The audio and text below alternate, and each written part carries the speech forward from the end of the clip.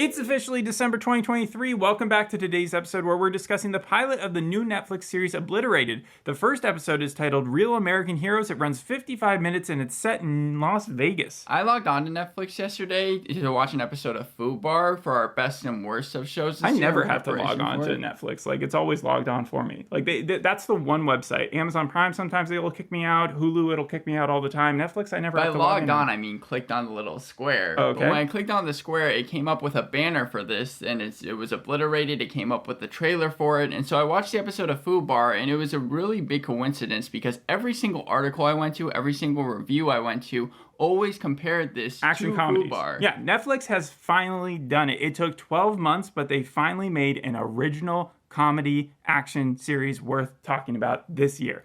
I'm sorry, I know you like Food Bar. I didn't. There have been a lot of attempts this year, some better than others. There's Florida Man, there's Kaleidoscope, Food Bar, The Gray Man. You remember that movie? Yeah. But all of them have similar complaints. They rely too heavily on a famous person fronting the entire series or movie. I have here Six Underground. Oh, yes, exactly. I was going to compare that later on for a different reason.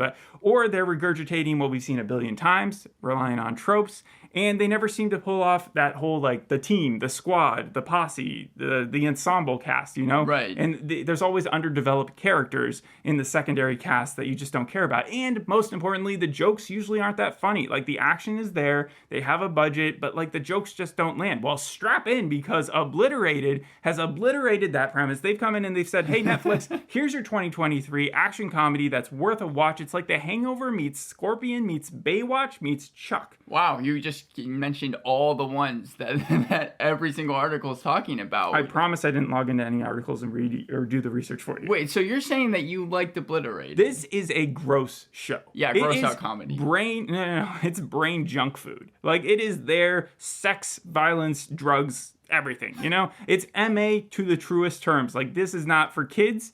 But at the same time, what time of the year is it? It's the holiday season. What are we eating? What are we putting into our mouths? We're eating pie, cookies, gingerbread houses. Like, it's time for sugar content. That's what you're getting here. And it starts with the cast. Like, Ava Winters, played by Shelley Hennig, right? Yes. The CIA agent. Like, where's she from? The creators didn't want to cast anyone who was famous at all. Actually, as a response to them, because the three of them, John Hurwitz, Hayden Schlossberg, Josh Heald, they had been wanting to make this show for 15 years. Actually, they want to make it, probably not a big shock, a big budget R-rated movie, and then decided to make it a show later on. Oh, I can buy that. But they said, no, we do not want to put anyone famous, because a lot of times whenever they would write scripts and then they would send it into movie studios, the movie studios would be like, we like this script, but who do you have in mind for the cast? So they were like, you know what? No, we're going to put a bunch of no-names into a TV show and just decide to make it. It's a bunch of no-names, but there are two notable people that I did recognize. Yes, name the first one. Well, Carl Lumbly, of course, because I just seen The Fall of the House of Usher, where he was in that. He is the director of the CIA in this show, and he also works with the White House a lot. But also, of course, the main Russian man, the guy from Homeland, and also from The Americans, which, if you want to compare two shows that are so contrasted to one another, you have The Americans, which is a slow burn spy drama taking place, a period drama. Yeah. And this is like the opposite of a slow burn. It is so high stakes, and this guy is this. Let me just jump into the plot, right? Yeah, go ahead. It's a badass crew of elite U.S. government agents tasked with taking down a Russian arms dealer played by Kosta Ronin, who has himself a uranium bomb that he intends to sell to the highest bidder to blow up Las Vegas. Now, that is the premise of the first 15 minutes, because by the end of the first 15 minutes, they've solved it. They've caught the guy, they've stopped the bomb, they've killed all the baddies, and they're about to party. So the next 30 minutes are a huge party in Vegas. They have a $60K room. They have all their budget from the rest of the mission that they never use, so they just blow it on drugs and hookers. Are you joking right now? No, and then they have a camel in there, and then and of course everybody's got their unique personality and their own personal mission, usually involving sex. And then in the last 15 minutes, we find out the bomb wasn't real. It was actually a fake bomb, and the real bomb is still out there. And Kosta Ronin, who's in jail, the bad Russian dude, right? He's I guess the U.S. is being intimidated into trying to let him out because, or else they're going to blow up Las Vegas. And so that's how it ends. But the problem is this: then the Carl Lumbly and the rest of the White House crew tune in to the Vegas apartment, and they're like, "Hey, we need you guys again. They are so out of it. They're all high and they try to play it off. They pretend that they're cool to go. They jump in that helicopter and they're on their way to solve this mission, even though the person driving the helicopter has just eaten a guacamole bowl full of mushrooms and he doesn't know it.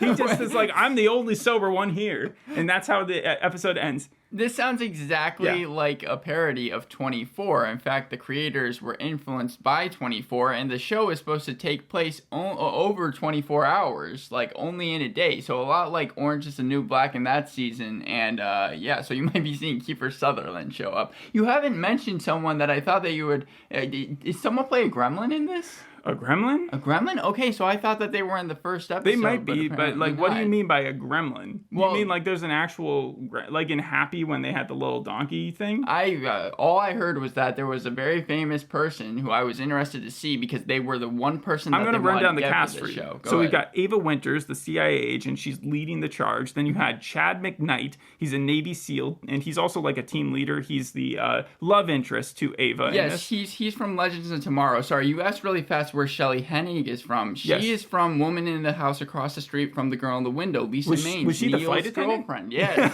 Yeah. Okay, all right. I would not have recognized her from that. Then you also have Trunk, who is also, he's Chad's friend, but he's also in the closet in this episode, but he's just a big dude. He's the muscle. And then you have Haggerty, who is an Army explosives technician, and he is, he only has one thumb because his other hand was blown off in trying to, stop a bomb from going off, but he's still the best in the field. He gets so out of it during this episode that he just crashes through a glass coffee table, and then they throw him on the back of their I think Trunk picks him up, throws him over his shoulder, and then brings him to the helicopter. They've continually referenced Weekends at Bernie's with C. Thomas Howell Haggerty's character, but every single person in the cast, including the creators, say that he was the best person to work with. He was so funny, and even when he's knocked out, he steals the scene somehow. Yeah, well, they write it for him stealing the scene. The first scene he comes into is when the bomb's about to go off, and he walks in there, he ignores everybody, he sticks on his headphones, and he's looking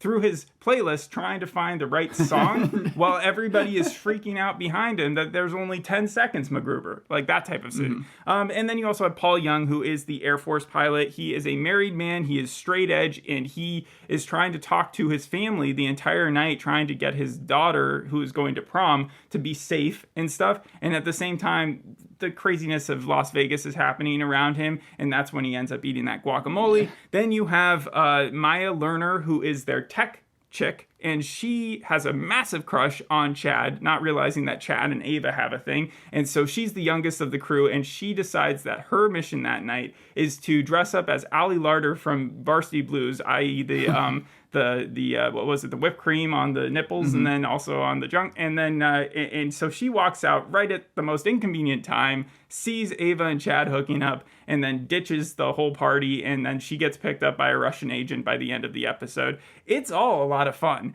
I already went through, I think, almost everybody else. Yeah, you've got Yvonne, who's Costa Ronan again, and then Lingen, who is Carl Lumley. Langdon, sorry. Do you want me to go into my pros and cons? Yes, go ahead. Bold storytelling. This is like the thing that sets it apart from A-Team, Scorpion, the company you keep. Yes. It's not afraid to follow the conventional stuff, but mostly just as satire. You know, it's just trying to make you think for a second that they're going to, like in the first scene, they're all on the rooftop of a swimming pool at Costa Ronan's, like the Yvonne guy, the evil guys. He's throwing a party right before he sells the bomb to get away. And we see that underneath the pool that there are these two people who are setting up a trap pyro device to go off. But it's actually just pyrotechnics. And so the whole entire crew is about to like come out. The sniper's about to shoot Costa Ronan from like, 500 meters out or yards out. And then they find out that it's just pyrotechnics for the DJ. So that's what it was, because that's what the trailer shows in the first minute. They make it seem like it's going to be some really big action scene that's about to take place. It's like really stupid funny. That's my second pro, is it's really stupid funny. It's like Angie Tribeca, Children's Hospital, Danger 5, but with a way bigger budget and somehow a linear plot. The thing that Angie Tribeca, Children's Hospital, and Danger 5 all rely on is it being so absurd that they don't have to make sense scene to scene. Right. You know? Like, you can drop a plot line, you can skip over characters, you can kill someone off and then have them appear again. No, this is grounded enough where like they can't just kill someone off and not expect them to show up and expect them to show up again. Like it actually makes sense. It's just ridiculous. It's almost like Blue Mountain State in that way. So how closely related is this to something like Polar, the Mads Mikkelsen movie that came out at the violence? beginning? Yeah, absolutely. Yes. Okay. And in the first 15 minutes, we're seeing slow motion bullets going right through people's heads in like the most.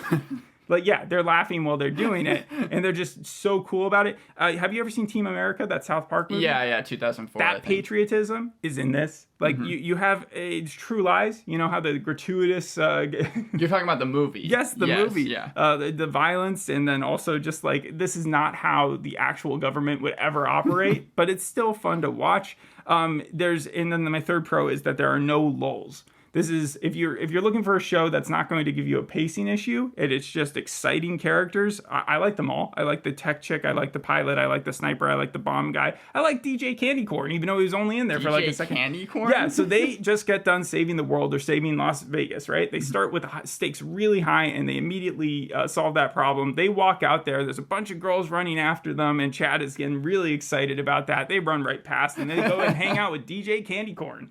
And so, like, yeah, it's such a fun show.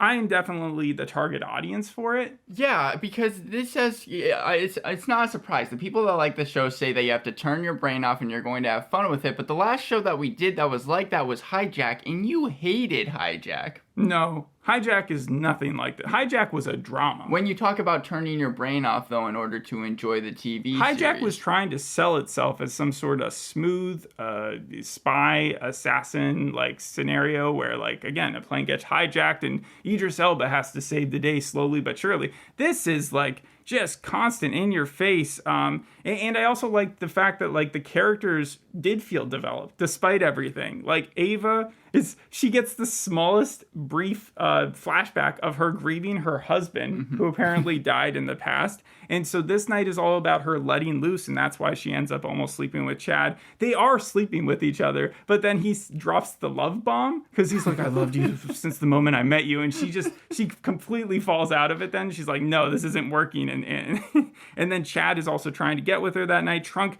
he wants to come out of the closet to Chad and say, hey, this is what's going on, because they're best friends. Right, okay, I was going to say he's not into him. Instead of that actually happening, Chad walks in on him taking a shower and getting a blowjob from another dude. And so the whole time that they see each other afterwards, there's this awkward tension because Chad thinks that whenever Trunk wants to talk to him, it's about him and Ava hooking up. Right. And Chad thinks that, and Trunk thinks that it's the awkwardness of him finding out that he's gay. Okay. And then Haggerty, is just there to get high and get laid. Paul, again, he just wants to help his daughter out. Maya, she wants to get with Chad. And then Angela, who I haven't talked about too much. Yeah. She's the sniper lady. She sees that a bachelorette party has joined the party, and her main goal in the entire night is to focus in on the actual bachelorette and sleep with her. And so then she immediately is able to do that. So, okay, yeah, the humor, I think I need to explain where the creators are from in order to kind of make sense of this. They all three have worked together a lot, or they work with one another, and cumulatively, combine all their credits, they have worked on all the Harold and Kumar films, including the short in 2008, the fourth American Pie movie, American Reunion, which Shelley Hennig actually auditioned for and then got rejected from, and she originally passed on her role in this, and then 2 to 3 months later, she read the script again and was like, oh no, I actually really want to do this, and then they hadn't cast it yet. They've also done Blockers, both Hot Tub Time Machine films, but their biggest hit is Cobra Kai. So that's a big reason why this show ended up being made. It was picked up by TBS straight to series order, probably because of Cobra Kai's success, then moved to Netflix, and they reduced the amount of episodes from 10 to 8. And then, they ended up just coming out with it. There are a lot of smart decisions, despite it being so stupid. Like, there were so many offhanded jokes that are just in one-offs that you wouldn't even catch unless you were, really paying attention. And then it also skipped the recruitment phase. Every one of these shows that I've seen, the ones that I've listed already, except for maybe Underground 6, has it where they're showing everybody and how they met. and then getting the team back together. We didn't get any of that. And then they came in big. It didn't amp up the stakes as the episode goes on, which you would think is just common sense to do. But no, it's like, we're just going to punch it, and then we're going to spend the rest of the time partying. The camel is great. There's not a single plot hole because of how ludicrous There's this whole not thing there's is. not a single plot hole. Because one of the biggest cons, my second con actually, is that there's absolutely no research that was put into making this credible.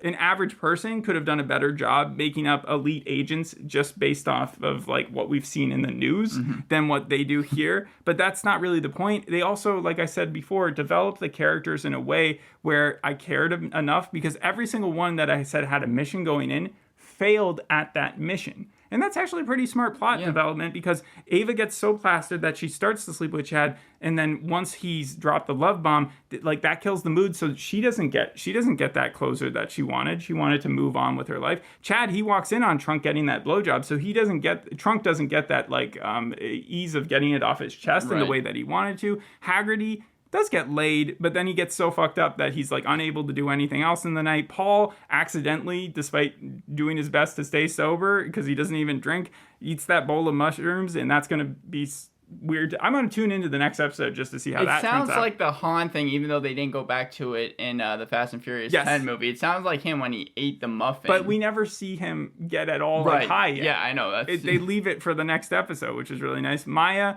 as I said, the Ali Larder thing does not pay off. And then Angela, she's interrupted while getting with the Bachelorette chick because of the news that the uranium bomb still exists and that there's this nuke that might be going off anytime in Vegas. And at the point where the group should have been really professional and say, hey, we partied too hard. Because Carl Lumley's like, I expect that you guys were taking it modest. No one got out of hand. And they're like, yep, absolutely. Is that a camel in the back? That type of, yeah.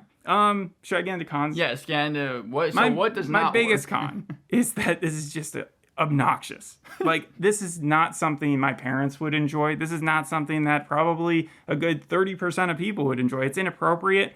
It's at one point a softcore porn. Like, there's 4 minutes of the main two characters going at it naked, and it's like so close to just being too. It is too much, honestly. There's sexist objectification, but it's non-discriminatory. It works on both sides. Yes. It's glorified violence, terrible representation of American patriotism. It's like if you give 6 psychopaths the carte blanche to do whatever they want, murder whoever they want, as long as they save the world at the end of the day. Suicide Squad. Going back to the sex that you were talking about, C. Thomas Howell as Haggerty, they made a $10,000 prosthetic for him. And then on the day of filming, he said... he just went nude? Yeah, he was like, you know what? No. That's not the sex I'm talking about. They had to get like lawyers, and they had to get everyone back in for like 2 hours so that he could sign something saying that he was okay with going nude, and they had to also clear it with the production company. I would be more afraid with the stunt double who had to crash through that glass table, because I know it's fake glass, but Jesus, like they must have had some sort of protection because he was naked when he did it. And if you remember when talking about True Lies, the TV show, the main actor in that crashed through glass and said that he got injured from it, even though it was sugar glass. So yeah. No, exactly. The person I could not understand how they were able to pull this off was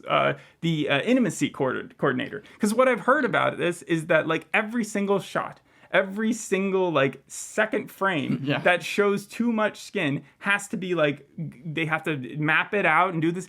They spent 3 to 4 minutes on, or it felt like that, on the sex scene, like way too long. And I don't know how they were able to do that. Did they just fire the intimacy coordinator for the day? I know. How did that work? The two leads, I give them credit, because like not a lot of two main characters would do that. Arnold Schwarzenegger would not be doing that nowadays. I don't know who would want to be doing it with him, but like you get my point. And it's also funny that like everybody in the cast is obnoxiously like attractive, like super duper attractive, but they're doing that on purpose. And then let's see, my last con is that I didn't write down a third con. You didn't write down a third con? Yeah, there's no third con. So it's got 2 cons. Overall, I'm very impressed. I didn't like that. I didn't like 6 Underground or The Gray Man. Maybe because they starred too many famous people. Maybe because they weren't all that funny. But I thoroughly enjoyed this more than I should have. It's getting a 7.5 out of 10, and I will make sure to watch the rest of the series at some point. I am shocked because it's not like the reviews for this thing have been really great. It's gotten a 5.7 on IMDb. Then again, only about 650 people have reviewed it. But on Rotten Tomatoes, it has a 46% audience score and an 46% critic score, 80% audience score. But the people that have not liked it, there are titles like Variety, which says Netflix's Las Vegas set action satire Obliterated is nearly unwatchable. Guardian gave the series 1 star and said, Obliterated review, this thriller is so bad. Gives a lot of this thriller is so bad, you long for the villains to use the nuke. But then on the other side, you have places like The Cider saying stream it, and Hollywood Reporter, which gave it a positive review, again, comparing it to Fubar and calling it fun. I'm going to make you watch one of the episodes just to see where you fall on it, because I am curious. My 2 favorite lines, that's where I guess we'll end it, unless you have any other things that you want to talk about. Actually, I just had this quick fact. So like I said, they worked on Hot Tub Time Machine. Did you know that Hot Tub Time Machine 2 was supposed to be called Hot Tub Time Machine 3, but then the producer, because they were acting like they had skipped the second film, but then the producer said no, and then they said they had to change it back to Hot Tub Time Machine 2. Also, they want to make another... mildly interesting fact. They want to bring back Harold and Kumar. They want to do another film with them. Oh, okay. So like 2 middle-aged dads who are just like one more party out there. I remember the Christmas one was pretty bad. Didn't they do that 3? Was the third? Yeah, that was the third one. They did 3D. Yeah, and then Amir from Jake and Amir was in that, I think. Yeah, that was a long time ago. Okay, so the 2 lines that were just so dumb and probably give like when they're having sex and he's like, "I've loved you since the first moment I saw you." It was the cringe there was funny, and then also right after the bomb scare when he's like, "Who has one thumb and just saved Las Vegas?" and then like the music swelled. It was.